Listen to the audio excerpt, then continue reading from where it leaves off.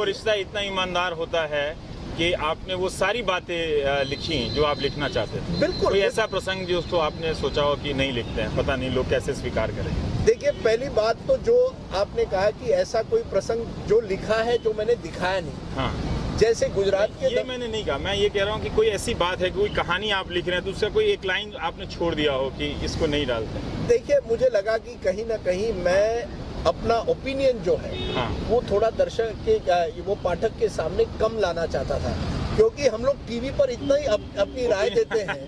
तो मैंने सोचा कम से कम किताब में मैं स्टोरी लिख रहा हूँ कि हमारे जो जनरली पत्रकार होते हैं अक्सर जब वो किताब लिखते हैं वो अपनी ओपिनियन लोगों पर ठोक देते हैं, जैसे हम कभी हमारे प्रोग्राम में करते हैं। मेरा विचार था कि एक कहानी मुझे कहनी है। मुझे लगा बड़ी दिलचस्प कहानी है। नरेंद्र मोदी किस तरह से प्रधानमंत्री बनते हैं, भारत में किस तरह से चुनाव होते हैं, और उसके बैकग्राउंड में ये अलग अलग कैरेक्टर जो आते हैं, हो रही हैं, राहुल गांधी और चीजें हो रही हैं। मैं उस पर बात करूंगा, पर मैं एक सवाल का जवाब जानना चाहता हूँ। 20 साल 25 साल की आपकी पत्रकारिता रही है और उन सब को संचित करके उस एक हिस्से को आपने एक किताब लिखी है। क्या मुश्किल रहा पत्रकार बनना इन 20-25 सालों में या लेखक बनना?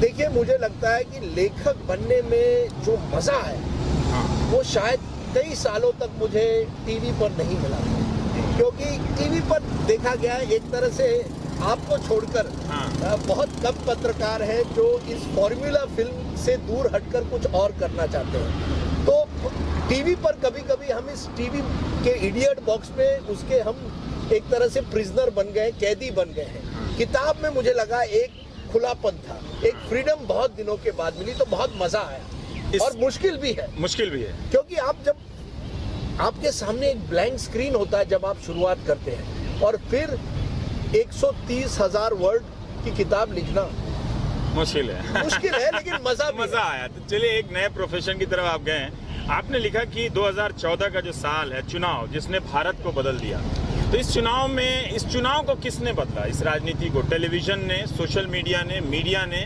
या एक ऐसे नेता ने जो इन सब को साधने की शक्ति रखता था?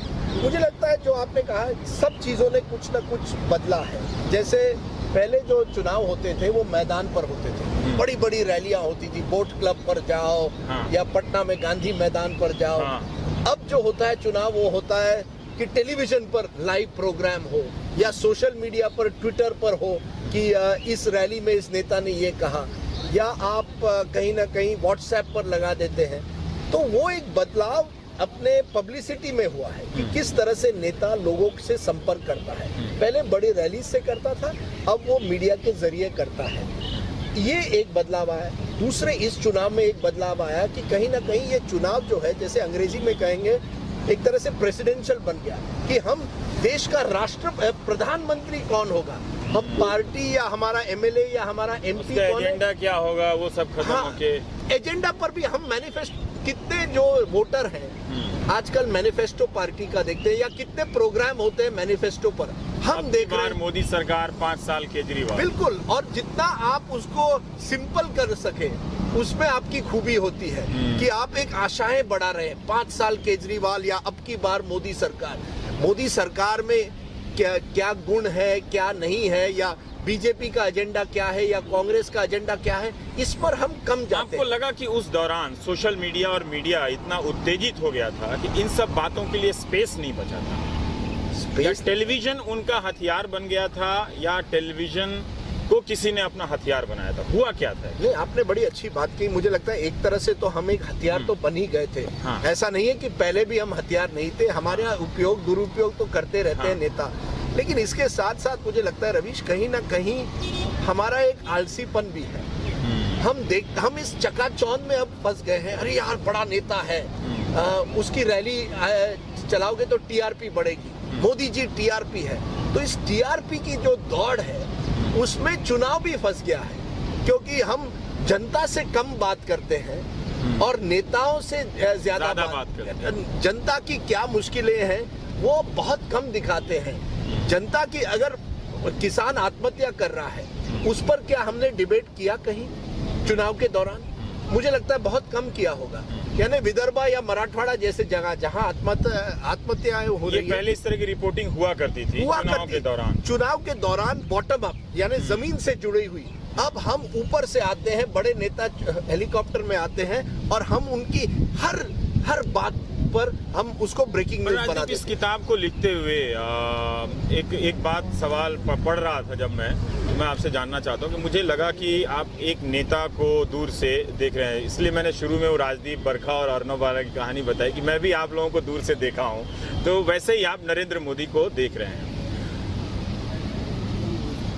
चूंकि वो इतना प्रचंड बहुमत लेकर आए और जब आए तो ये कहा गया कि सब कोई उनसे डरता है, मीडिया भी उनसे डरने लगा है, कोई वो अपने बात खुलकर नहीं कह रहा है। हम आपसे जानना चाहते हैं एक लेखक से कि इस किताब में एक नरेंद्र मोदी की यात्रा भी है, उसको लिखते हुए क्या आप उतने निर्भीक रह पाए? मैंने बिल्कुल कोशिश की है, क्योंकि मुझे लगा कि ये जो यात्रा आप कह रहे हैं न केवल मोदी जी की यात्रा है, मेरी भी यात्रा है पत्रकार होने से। क्योंकि पहली मेरी बड़ी स्टोरी एक तरह से थी 1990 में जब रथ यात्रा हुई और मैं तब प्रिंट में था। मैं टाइम्स ऑफ इंडिया के लिए लिखता था और मुझे भेजा गया यात्रा के गुजरात का कवर करने के लिए। तब मोदी जी उस गुजरात लेग के इंचार्ज थे।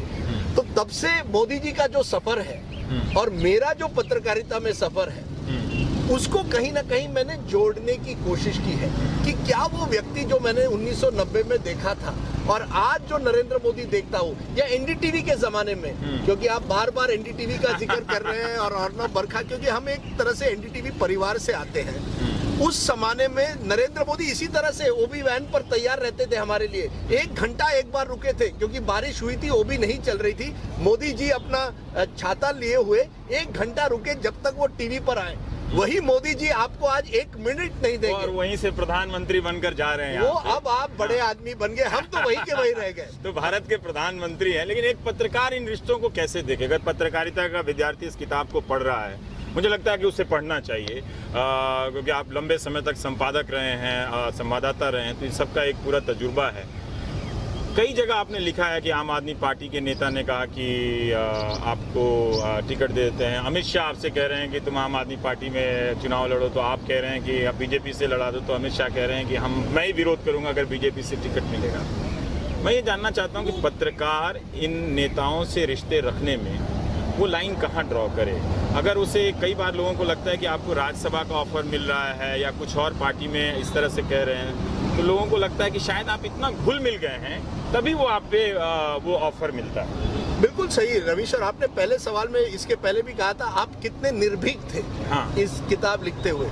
देखिए, मुझे लगता है पत्रकार जो है वो इस लेवल तक राजनेताओं से जुड़ गया है। एक तरह से हम उसी सिस्टम से जुड़ गए हैं, इसलिए ना निर्भीक रह पाते हैं, कभी कभी ना स्वतंत्र रह पाते हैं। और मेरी कोशिश पिछले 26 साल में रही है कि किसी ने भी टिकट अगर कहा है राजदीप आप चुनाव लड़िए, ममता बनर्जी ने, जैसे मैंने किताब में कहा कि आप राज्यसभा लड़िए तृणमूल से, आप राज्यसभा मेंबर बन जाइए, या अरविंद केजरीवाल कहते हैं आप राजनीति में आ जाइए। मुझे इससे कोई दिलचस्पी नहीं है, क्योंकि मैं पत्रकार हूँ। जब तक मैं अगर मैं कल राजनेता बन जाऊं तो मैं पत्रकारिता से मेरा कोई रिश्ता नहीं रहेगा। लेकिन जब तक पत्रकार हूं, मैं ये नहीं, किसी नेता को ये सेटिस्फेक्शन नहीं देना चाहता कि आपने अपने पत्रकारिता का दुरुपयोग करा, आपका एक एजेंडा था। मेरा कोई एजेंडा नहीं है। मैं मोदी जी रीडर पढ़ते समय, और ये चूंकि आपने इसमें लिखा है, कई पत्रकारों के बारे में लिखा है, कई बार होता है कि हम मीडिया वाले लिखते समय दूसरे पत्रकार या दूसरी संस्थानों के बारे में टिप्पणी नहीं करते, पर आपने लिखा है। रजत शर्मा के बारे में भी लिखा है, अर्नब के भी बारे में लिखा है, और भी लोगों के बारे में लिखा है।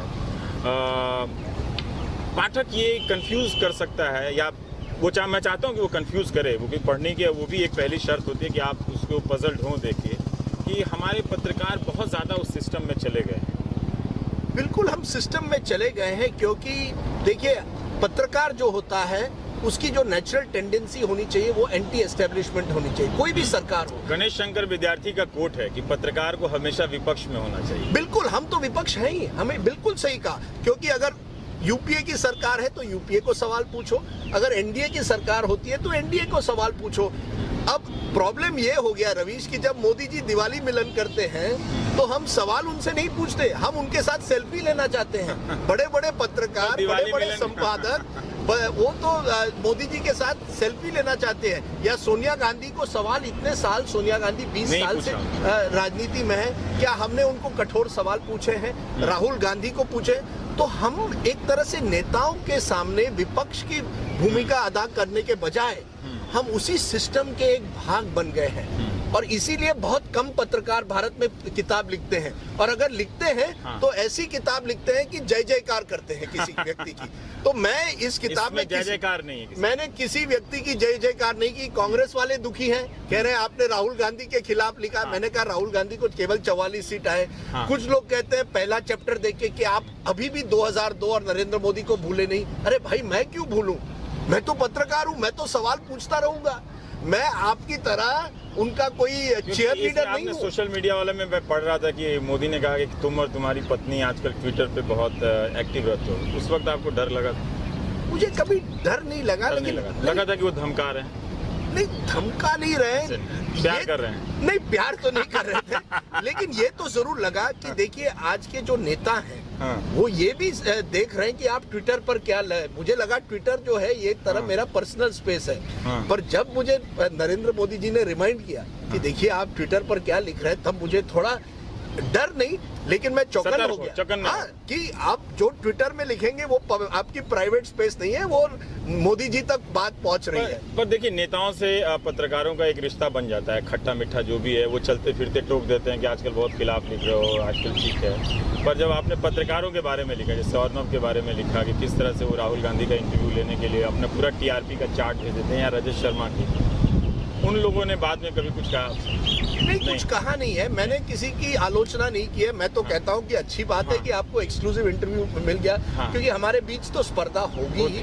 पर इस तरह से TRP चार्ट भेज देना कि ये लीजिए, ये देखिए, अब जैसे मैंने कहा रवीश, कहीं ना कहीं हमने पत्रकारिता को बॉक्स ऑफिस बना दिया है, और इसीलिए कुछ खबरें जो हैं वो जनता के सामने आज आती नहीं है। मैंने किसान के आत्महत्या के बारे में एक खबर दी है।